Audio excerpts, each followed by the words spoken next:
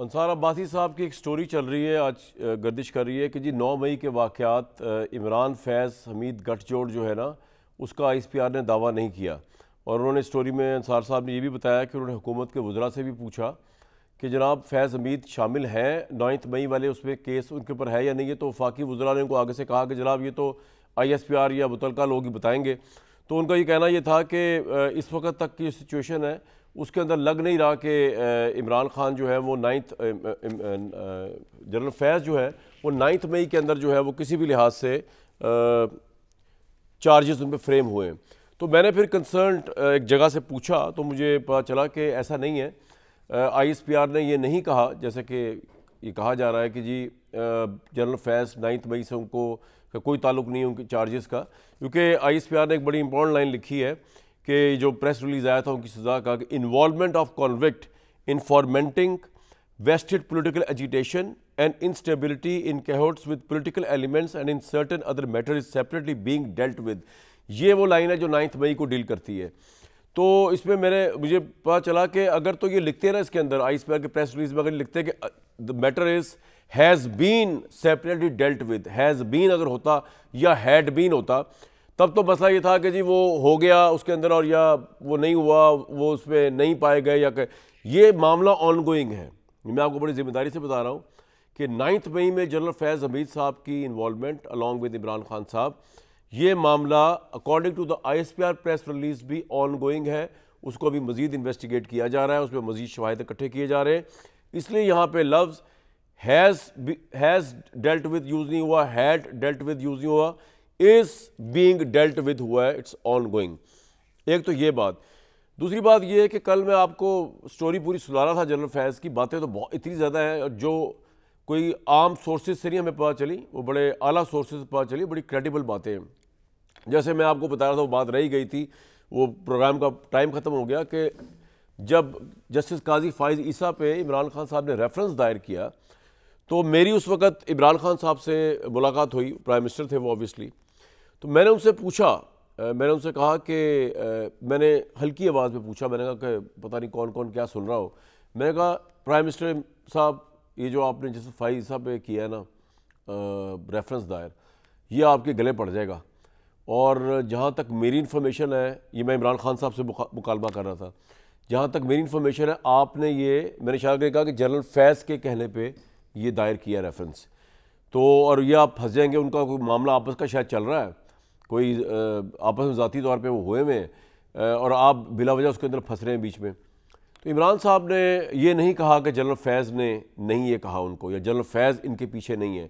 उन्होंने कहा अगर वो भी पीछे हैं जनरल फैज़ साहब तब भी क्या है, वो हकायक तो है ना, मनी ट्रेल तो उन्होंने नहीं दी ना, उनके डॉक्यूमेंट्स का मसला तो है ना।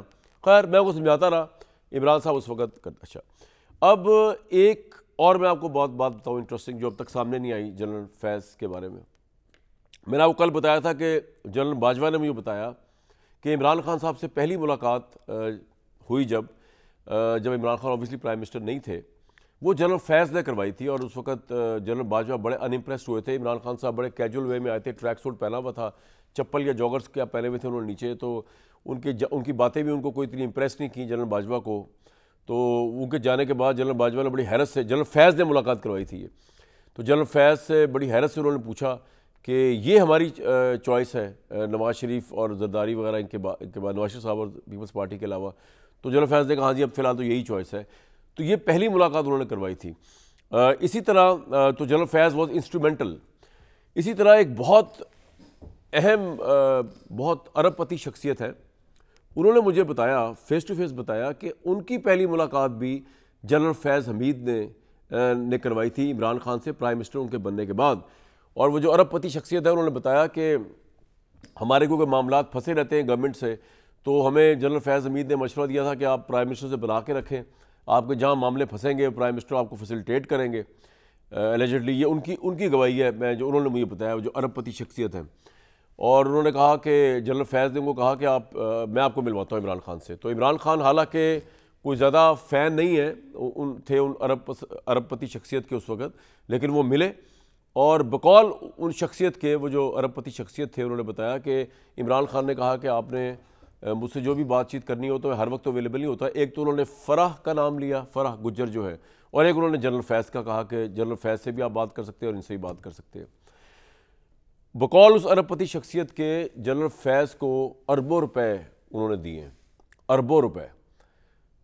और मैंने उनसे पूछा कि आपने, उन्होंने कहा जी हमारा देखें पाकिस्तान में कोई चीज़ जायज़ तरीके से नहीं होती, यहाँ पे जायज़ तरीके से भी आपको सिफारिश करनी पड़ती है। तो हमारे जब काम फंसते थे, जायज़ काम जब हम फंसते थे हमारे, तो उसके लिए भी हमें इस तरह के बार्गेनिंग करनी पड़ती थी। तो general Faiz was instrumental by all means. लेकिन मैं कल ये सोच रहा था कि लोग ये इबहाम पैदा करते हैं, जैसे कि इमरान खान को जब पहली दफ़ा पता चला कि जनरल फैज़ के खिलाफ इंक्वायरी होगी, उन्होंने कहा हाँ जी करनी चाहिए, करें। तो भाई इतनी आसानी से ना कहें कि आप करें, क्योंकि वजह यह है कि जनरल फैज़ कि नवाज़ शरीफ से कोई ज़ाती या प्रोफेशनल दुश्मनी नहीं थी जो नवाज़ शरीफ के साथ जनरल फैज़ के दौर में हुआ। मीर शकील उर रहमान या मीडिया हाउसेस के साथ जनरल फैज़ की कोई ज़ाती दुश्मनी नहीं थी, इमरान खान की थी। इमरान खान के प्रॉब्लम्स थे जो जनरल फैज़ ने मीडिया के साथ किया, उनके दौर में जो कुछ हुआ।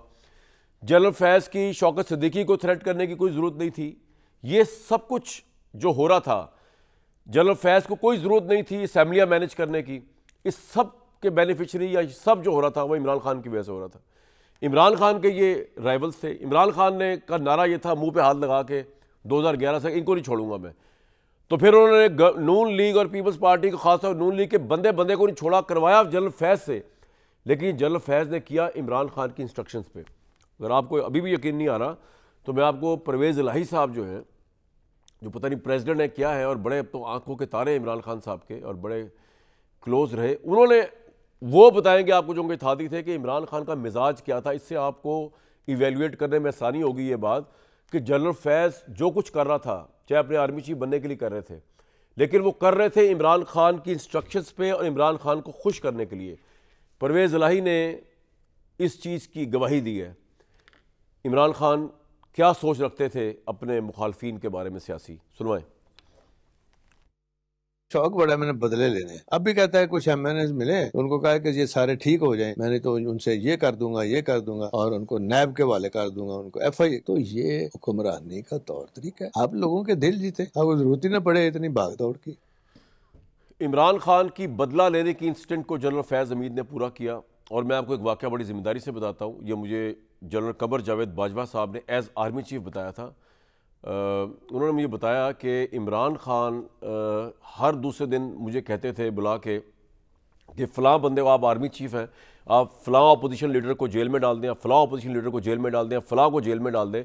तो जनरल बाजवा साहब के बकौल जनरल बाजवा ने प्राइम मिनिस्टर इमरान खान से कहा कि सर बात ये है कि ये जो काम आप मुझे करने का कह रहे हैं ना तो मैं पुलिस वाला हूँ, ना मैं थाने वाला हूँ, ना मैं कुछ जज हूँ। आप ऐसा करें कि दस्तूर में एक तरमीम करा दें कि जिसमें आर्मी चीफ को इख्तियार दे दिया जाए कि वो जितने आपके ओपोनेंट्स हैं जिनको आप कह रहे हैं गवर्नमेंट ऑर्डर करें मुझे, मैं उनको उठा के जेल में डालना शुरू करूँ, मैं कर दूंगा। लेकिन इस वक्त की सिचुएशन के अंदर दस्तूर मुझे इजाज़त ये तो नहीं देता कि मैं आपके कहने के ऊपर, जो ऑब्सेशन थी इमरान खान की, मतलब मैं हैरान हूँ कि इतने अच्छे आला पाए सेलिब्रिटी थे आप, ये क्या ऑब्सेशन थी जो परवेज़ इलाही भी बता रहे हैं, जो जनरल कमर जावेद बाजवा भी बता रहे हैं कि उनको भी आप कह रहे हैं कि जी आप बीइंग आर्मी चीफ ये नहीं कर रहे, वो नहीं कर रहे। जनरल फैज़ सब कुछ किया। जनरल फैज़ ने उस गंद में इमरान खान साहब का भरपूर साथ दिया। और मैं आपको एक और बड़ी इंटरेस्टिंग बात बता दूँ, general DGISI general Nadeem Anjum जो थे, ये तो उन्होंने प्रेस टॉक में बताया, जो उनकी जॉइंट प्रेस टॉक थी उस वक्त के DGISPR जनरल बाबर इफ्तिखार साहब के साथ, मैं उसमें बैठा हुआ था सामने ही, उसमें उन्होंने बताया जनरल नदीम अंजुम, जिनको बड़ी मुश्किल से उन्होंने लिया इमरान खान ने एज DGISI, इंटरव्यूज़ किए, बड़ा डेरोगेट करने की कोशिश की फ़ौज के इदारे को उस वक्त भी, जब जनरल फैज़ को हटाया। तो नदीम अंजुम साहब जो हैं, उनको उन्होंने जब बुलाया पहली दफ़ा मीटिंग में, और उनको ये कह के बुलाया कि आप बताएं पाकिस्तान के बड़े बड़े मसले क्या है, उससे मुझे ब्रीफिंग दें। तो जनरल नदीम अंजुम ने इकॉनमी के मुतालिक बताना शुरू किया कि पाकिस्तान का सबसे बड़ा मसला जो है इकॉनमी का। तो अभी वो बोलने शुरू किए थे तो इमरान खान साहब ने उनको रोके, कहा कि नहीं जनरल साहब, असल में सबसे बड़ा मसला इकॉनमी नहीं है, सबसे बड़ा मसला अपोजिशन है, और अपोजिशन को जब तक मैं ठीक नहीं करूँगा, इनको मैं डंडा नहीं मारूंगा, इनको मैं जेलों में नहीं सरवा दूंगा। हालांकि जेलों में आधे से ज़्यादा को डाल चुके थे वो फैज़ हमीद की मदद से, तब तक ये मामला ठीक नहीं होगा। तो general Nadeem Anjum was shocked कि मुल्क का प्राइम मिनिस्टर जो है वो DGISI को क्या कह रहा है और उसको किस तरह की तरगीब दे रहा है। तो ऑब्वियसली जनरल नदीम अंजुम तो आलाकार नहीं बने इमरान खान साहब के, जैसा जनरल फैज़ हमीद साहब थे, उन्होंने तो बड़ी इज्जत से अपना वक्त गुजारा, बड़े वकार से अपना वक्त गुजारा। जनरल बाजवा को ये क्रेडिट जाता है, फ़ौज ये समझती है कि उन्होंने ये तोड़ा नेक्सस जो था जनरल फैज़ हमीद का और इमरान खान का, जिसने अपोजिशन को और नवाज शरीफ साहब का नाथ का पानी बंद किया हुआ था। लेट रियलाइजेशन थी लेकिन जनरल बाजवा को आई, इसलिए अब समझ नहीं आ रहा कि नून लीग के जो लीडर हैं वो अगर जनरल बाजवा को चाहते हैं ट्रायल किया जाए तो क्यों किया जाए, जबकि उनकी वजह से वोट ऑफ नो कॉन्फिडेंस हुआ कि वो न्यूट्रल हो गए। उनकी वजह से जनरल फैज़ हमीद की ISI के डिपार्टमेंट छुट्टी हुई, जिसकी बुनियाद पर इमरान खान ने तिगनी का नाम नचाया हुआ था सबको। बिलाल अजहर कियानी साहब, मोहम्मद ज़ुबैर साहब, हफीजुल न्याई साहब, बहुत वार्म वेलकम आपको प्रोग्राम के अंदर। तारीख साथ शो है उस लिहाज से कि एक तारीख लिखी जा रही है, एक तारीख है जो इस वक्त भी लिखी जा रही है और शायद कुछ अर्से बाद हम इसको भी रिपोर्ट कर रहे हो बड़े डिफरेंट पर्सपेक्टिव के अंदर। मोहम्मद ज़ुबैर साहब, आप भी विक्टिम रहे हैं जनरल फैज़ के, कुछ चीज़ें तो आपने उस वक्त मेरे साथ शेयर की, आप बड़े उससे भी गुजरे, स्ट्रेस से भी गुजरे। इस वक्त 9 मई का मामला सर पे है, आपको क्या लगता है अगर जनरल फैज़ के पास से एविडेंस मिल जाए, वो वादा माफ गवाह बन जाए, तो it will be more damaging for Imran Khan कि 9 मई में अगर जनरल फैज़ एक बहुत बड़ा गवाह बन के आ जाए सामने, या आप समझते हो कोई ताल्लुक नहीं है? अच्छा, एक तो आप ज़ाहिर है मीडिया के गुरु हैं, इतने पुराने हैं, लेकिन मैं आपको एक मशवरा ज़रूर दूं, जो आप एंगलिंग कर रहे हैं वो सारी इमरान खान को डिस्क्रेडिट करने के लिए कर रहे हैं। प्रॉब्लम मैं आपको अभी बता दूं, सजेशन है मेरी कि इमरान खान इससे और ज़्यादा पॉपुलर होगा। सो ये किसी पर उनके सपोर्टर्स पर किसी पर ये असर नहीं करेगा कि जी हमें बात अगर करनी चाहिए थी, सेंट्रल फिगर थे जनरल फैज़ हमीद और हम कर रहे हैं किसी तरह से इम्प्लिकेट करने की कोशिश। मुझे आप एक सवाल का जवाब दें, जनरल फैज़ हमीद की नवाज शरीफ से क्या ज़ाती दुश्मनी थी, या जनरल फैज़ हमीद की मीडिया से क्या ज़ाती दुश्मनी थी?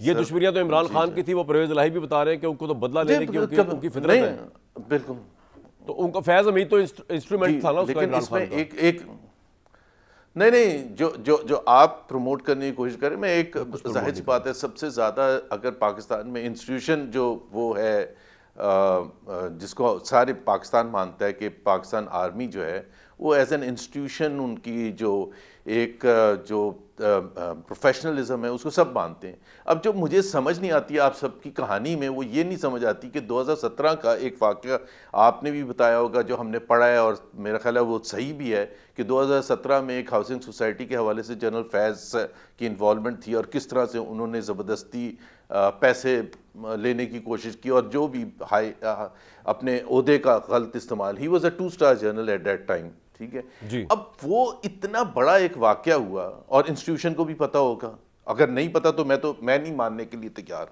उसके बाद वो प्रमोट होते हैं 3 स्टार जनरल। आप एक साहब का दिफा कर रहे हैं और बार बार कह रहे हैं कि जी उनका कोई ताल्लुक नहीं था।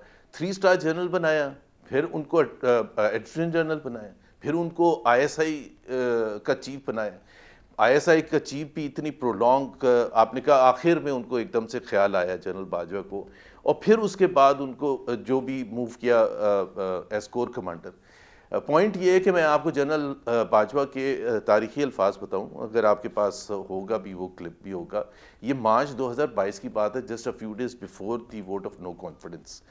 क्योंकि आप जब एक सिंगल कर रहे हैं ना, तो ऐसे पूरे कौम को महसूस हो रहा है कि जैसे एक शख्स आप बोलने, मैं उसको रिस्पॉन्ड करूंगा आपके 2-3 पॉइंट्स को, आप पहले बोल लें पूरा। जी बोले। जी तो जनरल बाजवा ने ये कहा, मेरा ख्याल है सबको याद होगा, हफीजुल्लाह नियाजी साहब को भी याद होगा, कि ये मैं दोहरा रहा हूँ अल्फाज जनरल बाजवा के, और मैं ब्लेम नहीं कर रहा by the way general Bajwa को किसी चीज़ के लिए भी।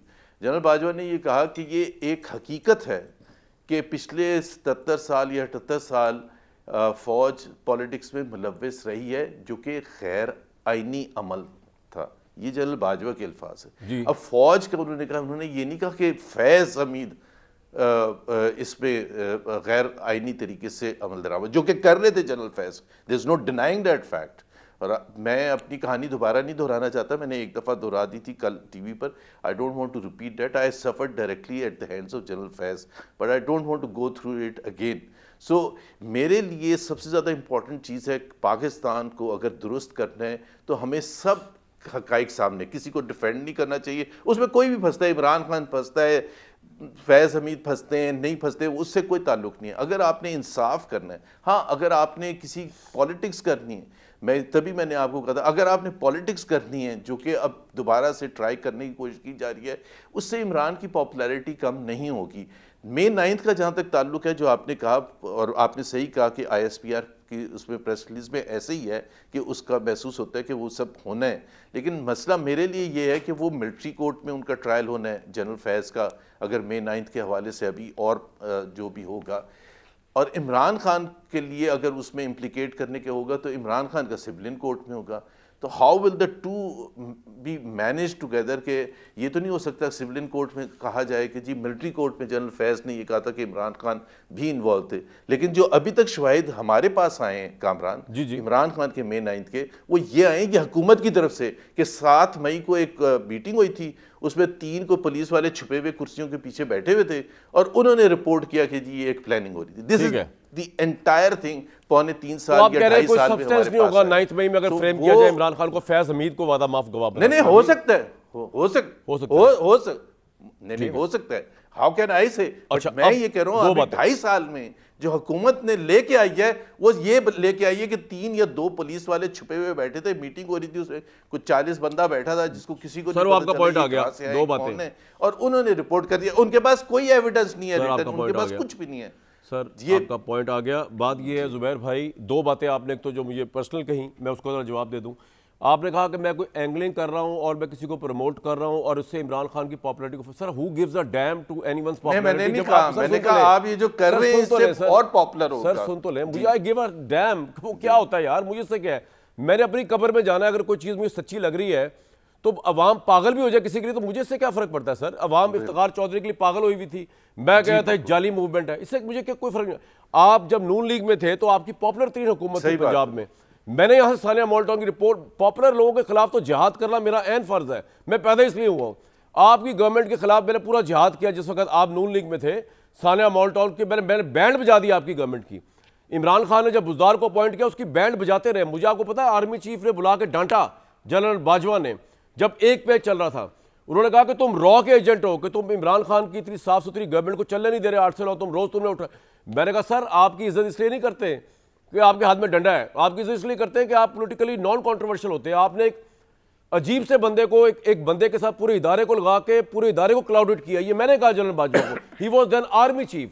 तो मुझे किसी को प्रमोट करने की एंगलिंग की जरूरत नहीं है। जिस दिन लगेगा गला बहुत बंद हो गया उसे रिजाइन करके चले जाएंगे घर। मेरा कोई ऐसा मसला नहीं है सर कि मैं किसी को प्रमोट करूं, और इमरान खान भले पॉपुलर होता रहे इस बयान से। मैं सिर्फ आपको गवाही सिर्फ दी है कि ये सिर्फ ये कह रहा था कि वो पॉपुलैरिटी में इजाफा करेंगे। सर वो बिलाल अजहर कियानी साहब को फर्क पड़ेगा ना, मैं इलेक्शन में थोड़ी खड़ा हो रहा हूँ इमरान के खिलाफ। दूसरी बात, आपने एक बात कही जो फैक्चुअली गलत है। आपने कहा कि जी आर्मी चीफ, ISI का चीफ जो बनाया जनरल फैज को वो बाजवा ने बनाया, जनरल बाजवा ने। सर ये फैक्चुअली गलत है। इमरान खान को जब पता चला कि उनकी बीवी और उनकी मैंने फैमिली, तो नहीं कहा, मैंने लिखा है, सॉरी मैंने नहीं कहा, मैंने सॉरी सर मैंने नहीं कहा, मैंने ये कहा, आपने कहा ना सर। नहीं सर नहीं सर मैंने सुन ले, मैंने क्या कहा सर, सुन ले मैंने ये कहा कि वो 2 स्टार थे जब 2017 में ये वाकया हुआ था, और उसके बाद जनरल फैज को 3 स्टार बनाया था। मैंने तो जनरल बाजवा का नाम भी नहीं लिया था। ठीक है, लेकिन DGI तो आपको पता है ना, जनरल आसिम मुनीर अगर अपने 3 साल पूरे कर लेते तो जनरल फैज लगते ही ना DGI। वो तो उन्होंने, उनको करप्शन के सबूत उनको हजम नहीं हुए इमरान को। आपका पॉइंट आ गया। आपने कहा आपका जो मेन पॉइंट है वो ये है कि जितना डिस्क्रेडिट कर दे हुकूमत या जो भी करना चाहे, इससे कोई फर्क नहीं पड़ेगा इमरान खान की पॉपुलैरिटी को। तो बिलाल अजहर कियानी साहब, आप प्रेस को कॉन्फ्रेंस करते फिर रहे, कभी आप उसको मुल्क दुश्मन कहते हैं इमरान खान को, कभी आप लोग 9 मई पे आपने एक वो खड़ा किया होता कि फैज़ हमीद गठजोड़, उससे अवाम को तो फर्क नहीं पड़ा। हो सकता है जुबैर साहब की बात बिल्कुल ठीक हो कि अवाम में वो मजीद पॉपुलर हो रहा है, तो आपको क्या फायदा हो रहा है इसका? वो तो पॉपुलर हो ही जा रहा है, जब इलेक्शन होगा वो जीत जाएगा। जी बिस्मिल्लाहिर्रहमानिर्रहीम। कामरान साहब बहुत शुक्रिया जी अपने शो में दावत देने का। देखिए कामरान साहब, बात ये कि आपने जो इब्तदाइये में जो बातें की हैं ना जी, यही बुनियादी तौर पे अब उस वक्त की हकीकतें हैं एक गठजोड़ की, और हम तब भी कहते थे और आज भी कहते हैं। और देखिए बात यह है कि आप अब अगर हमने अव्वल तो मैं पॉपुलैरिटी की बात मानता नहीं, मगर आपकी बात बिल्कुल दुरुस्त है कि अगर पॉपुलैरिटी कोई मेयार बनाना है तो फिर कह दें ठीक है यार उसने 190 मिलियन पाउंड की चोरी की है, अवाम के पैसे UK से आए थे, अपने एक दोस्त की जेब में डाल दिए, तो ठीक है माफ़ है, क्योंकि पॉपुलैरिटी है मयार। तो इसी तरह इन जराइम का, इस गठजोड़ के नतीजे में सारे जराइम का इसका कोई इससे ताल्लुक़ ही नहीं है कि आप किसी को पसंद है ना पसंद है। ये आपने बिल्कुल दुरुस्त बात फरमाई, मगर ये बात हकीकत है। और जो आपने वाक़ये भी सुनाए कि उस टाइम पर तो देखिए इमरान खान बाकायदा एक SHO की तरह था जिसका आंखों में खून था और उसका सिर्फ ये हदफ था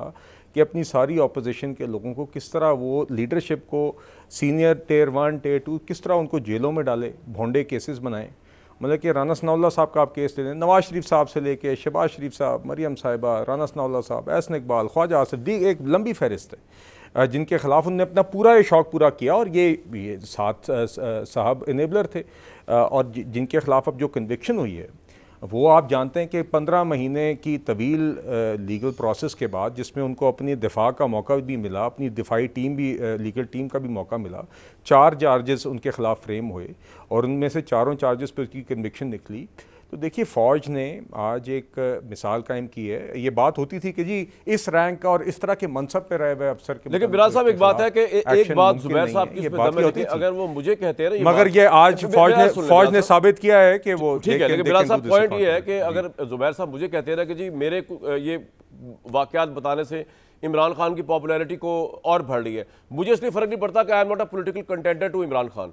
आपको तो फर्क पड़ता है सर, आपने अगर अगला इलेक्शन होता है, जब कभी भी जिंदगी में होता है, आपने तो इमरान को फेस करना है। अगर आपके 190 मिलियन पाउंड केस से भी अवाम उसको रद्द कर रही है, अगर आपके करप्शन के सारे बनाए हुए केसेस को भी वो नहीं मान रही, तो आप ये फिर आपको तो कोई पॉलिटिकल टर्म्स में तो कोई फायदा नहीं इन चीज़ों का। नहीं देखिए कामरान साहब, इन केसेस का पॉलिटिक्स से और उससे ताल्लुक कोई नहीं है जी। अव्वल तो मैं ये बात मानता नहीं हूँ, मेरे ख्याल से अवाम को आप बेवकूफ़ तो नहीं बना सकते। मेरा नहीं ख्याल कि वो इसमें उसका इससे ताल्लुक है। और इन एनी केस देखिए 9 में एक हकीकत है, 9 में PTI ने किया, 9 में खान साहब की पूरी जमात ने रज के किया, जगह जगह शहर शहर। मतलब कि कोई कैसा इत्तेफाक है कि चाहे लाहौर हो, चाहे पेशावर हो, चाहे रावलपिंडी हो, चाहे सियालकोट हो, हर जगह पे PTI की सियासी फेसेस भी नजर आ रहे हैं, आप कह रहे हैं कि जी झंडे भी नजर आ रहे हैं, एक तो सब एक वक्त पे हमला कर रहे हैं। देखिए इसका इस बात से कतई जी जी।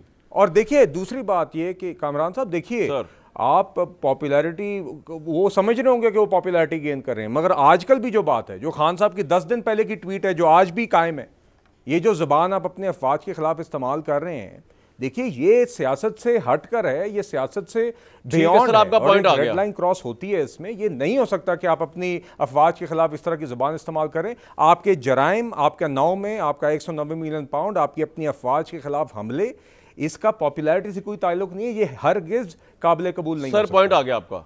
हफीजुल्लाह न्याई साहब,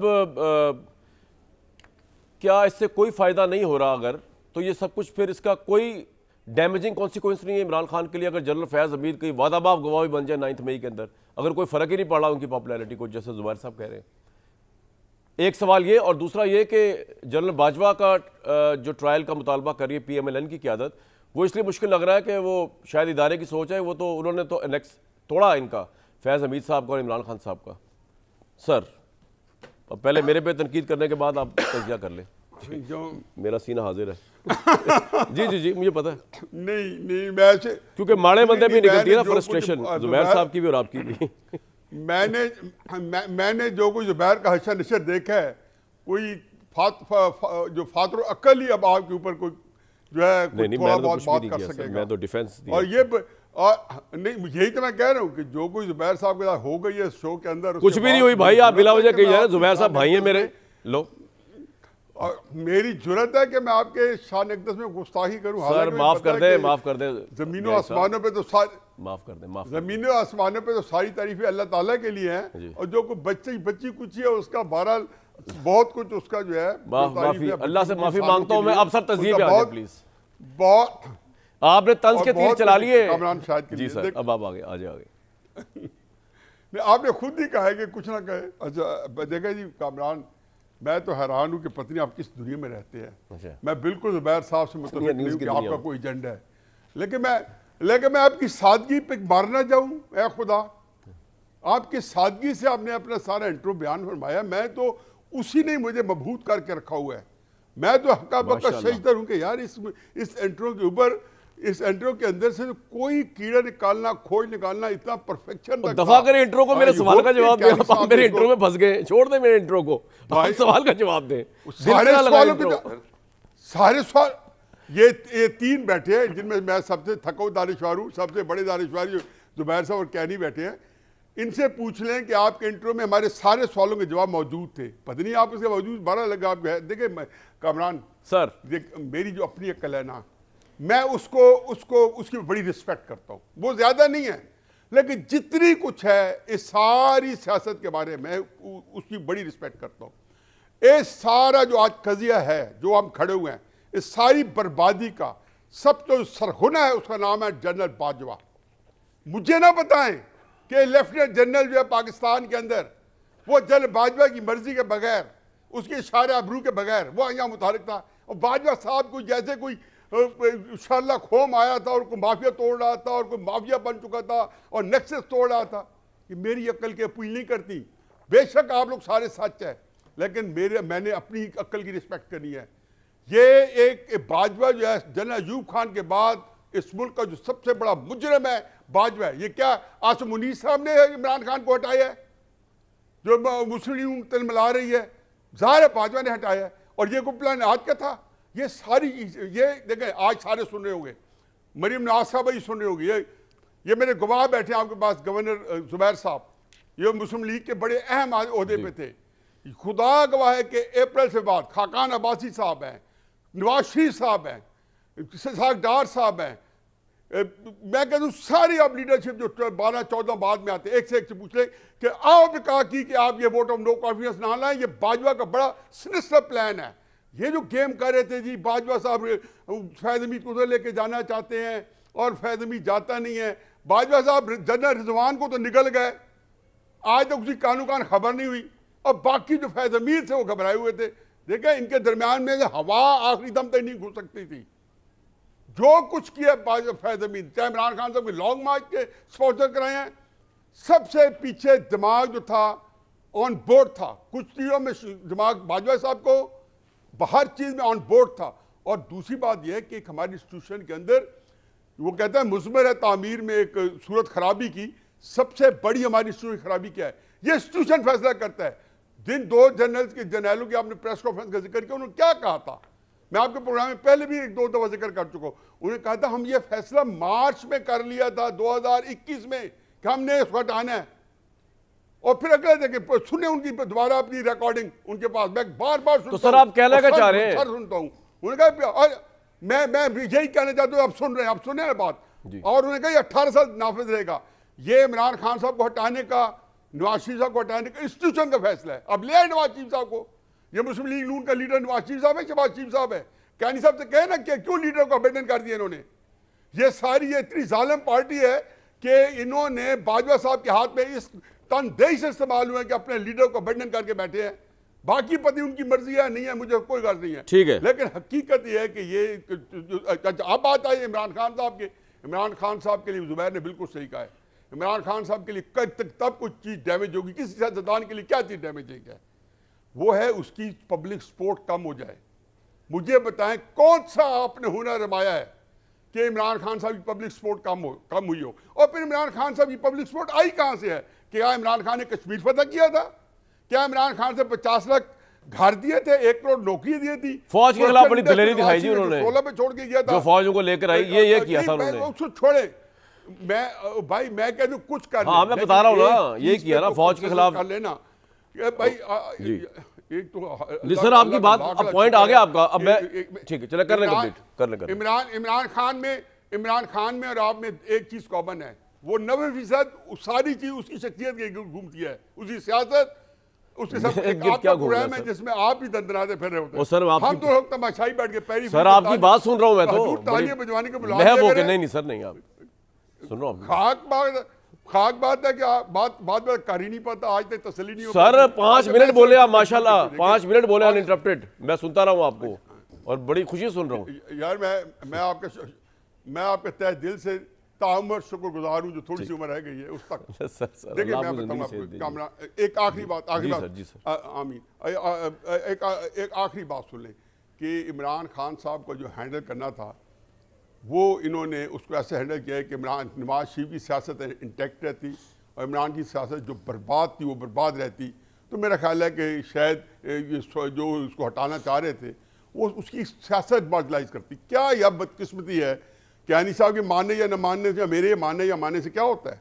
किसको नहीं पता कि जाने तो न जाने भूली न जाने कि इमरान खान साहब का तूती जो है सियासत का बोलता है, इसमें मेरा क्या है सर? और ये खुद जब से मिसूली कहती है कि हमने अपने सियासी कैपिटल जाया किया है, मैं तो नहीं सर आपका पॉइंट आ गया। तो क्या कहते हैं? तूती बोलता है इमरान खान का, अपने लीडर को अबैंडन कर दिया उन्होंने। बाजवा साहब की वजह से इसका जवाब देंगे बिलाल कियानी साहब, और बाजवा साहब रिस्पांसिबल, ठीक है।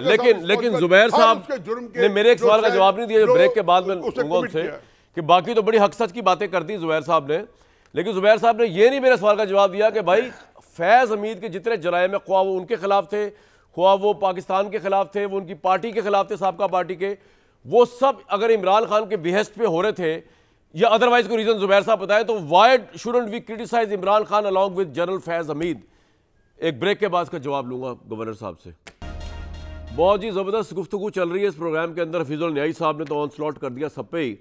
तो जुबैर साहब, सबसे पहले आप सर, आप इस बात को नहीं मानते कि आप किस तरह देखते हैं कि इनके लीडर जो हैं PMLN के, वो तो ये कह रहे हैं कि जनाब सबका एहतसाब होना चाहिए, ऑब्वियसली वो इनडायरेक्टली बाजवा साहब का भी कह रहे हैं, लेकिन हुकूमत क्या ये कर सकती है गिवन द फैक्ट कि हुकूमत ये भी तो सोच सकती है ना कि यार बाजवा साहब की वजह से तो इमरान खान की गवर्नमेंट गई, उनकी वजह से तो जनरल फैज़ हमीद को छोड़ना पड़ा ISI। Sir your take. देखिए, मैं इसमें नहीं पढ़ूंगा हुकूमत क्या चाहती है, उनका क्या पॉलिटिकल थिंकिंग है जनरल बाजवा के हवाले से, और मैं समझता हूँ कि वो करेंगे भी नहीं, क्योंकि देखें जनरल बाजवा को सिर्फ करने का जब लेके आएंगे तो फिर क्वेश्चन रेज होगा कि जनरल राहिल शरीफ को क्यों नहीं करना चाहिए, और फलाने को क्यों नहीं करना चाहिए, उसको क्यों नहीं करना चाहिए। फिर कुछ जजेस की बात होती है कि जी उमर बंतियाल को, साकिब निसार को करना चाहिए, फिर दूसरी तरफ से कहा जाएगा कि जी फाइज ईसा का क्यों नहीं होना चाहिए। सो इट विल सक इन सो मच, और उसका इतना कॉस्ट सब देंगे। ये आप सही कह रहे हैं। बाय द वे मैं कहता हूँ इंसाफ होना चाहिए, ऐसा इंसाफ होना चाहिए जिस तरह से साउथ अफ्रीका में होता है ट्रूथ एंड रिकंसिलिएशन कमीशन, जिसमें सब सच हुए सजा के बगैर, कि भाई आपको सजा नहीं दी जाएगी, लेकिन साफ करने का अगर पाकिस्तान को आपने। अब मेरा दूसरा सवाल जुबैर साहब, तो ऐसे नहीं हो सकता। Why don't you put responsibility of Faiz crime on Imran Khan as well? नहीं, बिकॉज एक सेकंड मैं आपको उसका बताता हूँ। पहली बात तो मैं ये वजाहत कर दूं, क्योंकि आपने जब उससे पूछा था तो उन्होंने पूरा ये जवाब दिया कि जी कियानी साहब ने कि जी ये क्या कुछ हुआ है उस दौर में। मैं सबसे आगे था उस जद्दोजहद में, और बिलाल कियानी को भी पता है, बिलाल कियानी हमारे साथ थे। मैं सबसे आगे था उस सारे जिस तरह अरेस्ट हो रहा था उनको कंडेम करने के लिए और सब चीज़ों को। मैं May 9 को भी कंडेम करता हूँ, लेकिन बिलाल और PMLN में लीडरशिप में इतनी हिम्मत होनी चाहिए कि वो आज बैठ के ये महसूस करे कि आज क्या हो रहा है। पिछले 3 साल में जो फस्तायत हुई है by all standards, international standards, human rights, हर एक के हिसाब से, उसको कैसे कंडोन कर दें? 8 फरवरी को कैसे कंडोन कर दें? 8 फरवरी आपने पूरी कौम के साथ जुल्म किया है, आपने उनका मैंडेट छीन लिया और जबरदस्ती छीन लिया। मतलब आप अपना हिसाब तो देने के लिए तैयार नहीं है किसी चीज का। भाई May 9 का तो मैं तो नहीं कहता कि आप ना करें इन्वेस्टिगेशन, करें जो भी करें। आपने एक पॉइंट उठा दिया, मुझे इजाजत दे ये उठाने के, लेकिन आपने बड़ा पॉइंट नहीं, मुझे एक कंप्लीट करने दे प्लीज। मैं ये कहता हूं कि भाई आप बड़े आराम से ये कहते हैं कि अभी हम ठीक कर रहे हैं। आपने यास्मीन राशिद को 3 साल हो चुके हैं, 2.5 साल हो गए, आपने अंदर बंद किया हुआ है। किस बेसिस पर अंदर बंद किया है? आपने घरों में घुस के लोगों की, औरतों के साथ ज्यादती की है। आपने किया क्या नहीं है? आपके रिजल्ट 50,000 वोट से रिहाना डार जीत चुकी है, अनाउंस हो चुका है, आपने उसको चेंज कर दिया है। आपने रिटर्निंग ऑफिसर NA 130 का रात के 3 बजे बदल के आपने रिजल्ट चेंज करवा दिए, और आप हजम करके आप कम से कम अगर आप दूसरे से हिसाब मांग रहे हैं तो मोहम्मद जुबैर के वो अगर गलत होता तो सर लेट कियानी साहब आंसर दिस सर, लेट वक्त कम लग जाएगा। जी कियानी साहब, आपने सब सुन लिया, अपना हिसाब देने के लिए आप तैयार नहीं, फैज़ हमीद और इमरान खान का हिसाब करने चले, कहना ये चाह रहे हैं जुबैर साहब? देखिए कामरान साहब, जिस दौर का जुबैर साहब जिक्र कर रहे हैं ना, ये खुद अभी कह रहे थे, हमारा यकीनन उस वक्त जमात में थे, वो अभी का जिक्र कर रहे हैं, जानते हैं कि उस टाइम पे क्या मजालिम हुए थे। नहीं देखिए, और मजालिम जो थे वो ये तो जानते हैं। तो जिसने जो कुछ उस टाइम पे कोशिश करनी थी ना हमारे साथ, हमारी क़यादत के साथ, वो कर ली, मगर हमारी वो इंतकामी सोच नहीं रही। आप जो मर्ज़ी कह लें, देखिए उस टाइम पे, और मुझे इस बात की खुशी है कि कम से कम इस बात का एतराफ़ तो है ना जी कि 2018 से 22 के दरमियान जो है ये मजालिम हुए। मुझे आप जिस तरह जुबैर साहब भाई हैं, अगर उनको इस बात की समझ नहीं आ रही कि हम नथी क्यों नहीं, कर वो कह रहे हैं उस वक्त जुल्म और आप जुल्म कर रहे हैं, वो ये कह रहे हैं जुबैर साहब, उसको रिस्पॉन्ड करें ना सर इस सवाल को। सर छोड़ दे। नहीं सर, नहीं सर, देखिए, नहीं, मैं ये कामरान साहब इस तरह नहीं हो सकता, ये पूरे शो के अंदर कि मैं कोई 2 मिनट बोल रहा हूँ तो ये नहीं हो सकता कि इसको रिस्पॉन्ड करें। देखिए, इस तरह पॉसिबल नहीं है। बात बड़ी सादा है कि आपके शो के आगाज में एक बहस हुई आपकी और जुबैर साहब की। बुनियादी बात यह इमरान और फैज़ हमीद का एक गठजोड़ था। आप पॉपुलैरिटी की तरफ बात ना लेके जाएं, ये बात तस्लीम, मुझे जो बात समझ आई है बुनियादी तौर पे आपने ये तय किया कि इमरान खान ने 190 मिलियन पाउंड की चोरी भी की, कि इमरान खान ने सारी अपोजिशन उस वक्त की, उसके खिलाफ PMLN की और पीपल्स पार्टी की भी 2018 से 22 के दरमियान खुद भोंडे केसेस बनाए फैज़ हमीद साहब के साथ मिलकर। उन्होंने राना सनाउल्लाह के ऊपर भोंडा आपने मंशियात का केस बनाया, जिसका इनको पता था कि आके क्या संगीन उसकी सजा बनती है। ये आपने सारे शौक पूरे किए, आपने 9 मई किया। आपने पाकिस्तान अपनी कुर्सी बचाने के लिए या अपने 190 मिलियन पाउंड की जेल बचाने के लिए आपने साइफर लहराया कि मुल्क का दिफा सफारती कबाड़ा भी हो। आपने IMF को चिट्ठियां भी लिखी। आप हर दफ़ा रेड लाइन भी क्रॉस करते हैं। आपकी आज जुबान, आप कामरान साहब मुझे एक बात बताइए, अभी 10 दिन पहले चढ़े बड़े मुहिब्बे वतन हैं और बड़े सब कुछ हैं और पॉपुलर हैं और पता नहीं क्या क्या है, आप मुझे बताएं अभी PTI का कोई शख्स डिसोन करता है जो इमरान खान का 10 दिन पुराना ट्वीट अभी खड़ा है, जिसके अंदर वो जहर उगल रहा है, आग उगल रहा है वो शख्स। देखिए, अफगानिस्तान के साथ जंग में वो शख्स दावा करता है कि आग खुद भड़काई जा रही है। ये कौन सा मुहिब्बे वतन इसका दिफा कर सकता है? PTI के लोग बताएं ना, ये इस जुमले इस स्टेटमेंट के साथ खड़े हैं या इसके खिलाफ हैं। ये मीठा मीठा हप हप कड़वा कड़वा थू थू नहीं चल सकता। फिर आप जो न्यायी साहब ने कहा कि आपने नवाज शरीफ साहब को बैटन कर दिया, ये सियासत नहीं है। नहीं, देखिए, बिल्कुल हरगिज़ ऐसा नहीं है जी। न्याजी साहब उनका एक ऑब्वियसली एक अपना एक बात है और उनका एक करियर है पूरा, मगर मैं एज अ कारकुन अपनी जमात की एक बात कर रहा हूँ आपके सामने। नवाज शरीफ साहब हमारे लीडर हैं। नवाज शरीफ जिस तरह मेरे जैसे कारकुन के लीडर हैं, उसी तरह शहबाज शरीफ के भी वो लीडर हैं जो वज़ीर आज़म हैं। उसी तरह वज़ीर आला पंजाब मरियम नवाज़ के भी वो लीडर हैं। और आज भी नवाज शरीफ साहब बिल्कुल हमारी जमात में, अगर वो बेसिकली अपनी दोनों हुकूमतों का भी जायज़ा रखते हैं और जो अहम फैसले होते हैं उनकी मर्जी के बगैर नहीं होते, तो देखिए बिल्कुल ऐसी हरगिज़ बात नहीं है। He is 3 time prime minister और आज भी हमारी जमात के रूए, ठीक है सर, आपका पॉइंट आ गया, और लीडर बिल्कुल कायद नवाज शरीफ साहब। बिल्कुल ठीक। जुबैर साहब, डिड क्यानी साहब रिस्पॉन्ड यू वेल? आपके कंसर्न्स कुछ उतरे? वो बता रहे हैं इमरान खान के जराइम। नहीं, उन्होंने तो कहा मैं उसका जवाब ही नहीं दूंगा। अच्छा, नहीं, उन्होंने तो बल्कि बिल्कुल क्लियर कहा कि मैं जवाब ही नहीं दूंगा वो जो आज पिछले 3 साल से हो रहा है। चले कामरान साहब एक जवाब सुन लीजिए। चले क्यानी साहब का जवाब सुन लीजिए। जुबैर साहब आया, जवाब आया है, फिर आप जुबैर साहब मौका दूंगा सर, फिर जवाब सुन लीजिए। जी जवाब जी कामरान साहब फिर जवाब सुन लीजिए। जुबैर साहब भाई हैं, मगर जब तक जुबैर साहब जमात में थे तब तक सब कुछ ठीक था, और जब वो जमात से चले गए तो उसके बाद सब कुछ खराब। ये जुबैर साहब ये जवाब दिया आपको। जवाब दे दूं इसका? अजी दे क्विकली यार बात सुने। मैं जब अब बात ये हो रही है कि जो पिछले 3 साल में हुआ है, तो मैं अगर जमात में नहीं हूं तो मैं जमात में नहीं होने का एक रीज़न मैं तो कह रहा हूं कि भाई आपने अगर बिल्कुल राना सनाउल्लाह की बात की, बिल्कुल गलत हुआ था। ख्वाजा आसिफ के साथ बिल्कुल गलत हुआ था। मरियम नवाज के साथ गलत हुआ था। मैं तो ये कह रहा हूं कि अगर वो गलत है तो इसको कैसे आप जस्टिफाई करते हैं? इलेक्शन को कैसे जस्टिफाई करते हैं? ये मजालिम आपने तो हदें पार कर दी हैं। जी क्या साहब, हदें पार करने पे आ जाए। आप जजेस बोल रहे हैं, हाई कोर्ट के इस्लामाबाद हाई कोर्ट के जजेस चीखों पुकार कर रहे हैं कि भाई आपका पॉइंट आ गया, पीछे आपने लोगों को लगाया हुआ है। आप इंटेलिजेंस एजेंसीज की बात कर रहे हैं, हाई कोर्ट के जजेस बोल रहे हैं। I mean who is not speaking? और आप बिल्कुल एक मस्त हो के just because you have the power and you are ignoring it and you are उनको रिस्पॉन्ड तो कर लेते हैं। Indifferent to everything that is point आ गया। जी क्या नहीं साहब रिस्पॉन्ड करें। कामरान भाई, बात यह है कि वोट ऑफ नो कॉन्फिडेंस के टाइम पे भी जुबैर साहब साथ थे, उसके बाद तो तब तो वो चीज़ें सारी सही थी। देखिए ना, बात यह है ना, तो दूसरी बात यह है कि आज भी फिर अगर ऐसा है और इतनी ऑब्जेक्टिव हैं जुबैर साहब, तो फिर ये कतराते हुए क्यों नहीं कहते कि इमरान खान के ये जराइम हैं? ये आप ये तो माने कि इमरान खान के जराइम हैं, आप माने ना जी के जराइम है, वही जो आपकी बात उस वक्त की। जुबैर साहब बोलेंगे। Let me respond. एक सेकंड। कामरान, आपके प्रोग्राम में मियां जावेद लतीफ मौजूद थे। मैंने मियां जावेद लतीफ से आपके लाइव प्रोग्राम में पूछा कि वोट ऑफ नो कॉन्फिडेंस के वक्त आप क्या इसकी गवाही देंगे कि मैं कितना अगेंस्ट था कि वो मुझे एक दफ़ा पकड़ के बाहर ले गए थे और उन्होंने कहा था आप इतना ज़्यादा मुखालफत ना किया करें। So Bilal, just answering your question, you can check with Bilal, Mia Javed Latif and many others that I can. Zubair भाई, आपको तो हम पे यकीन नहीं है, हम तो एंगलिंग भी कर रहे हैं, हम तो पता नहीं किसको प्रमोट भी कर रहे हैं, लेकिन मुझे आप पे यकीन है, मुझे पूछने की जरूरत नहीं। I trust you fully. एक ब्रेक के बाद मैं आपको एक इंटरेस्टिंग वाकया सुनाने की कोशिश करूंगा, अगर वक्त ने इजाज़त दी। इस सारे मामला से जुड़ा हुआ बड़ा इंटरेस्टिंग वाकया है। एक ब्रेक लेंगे।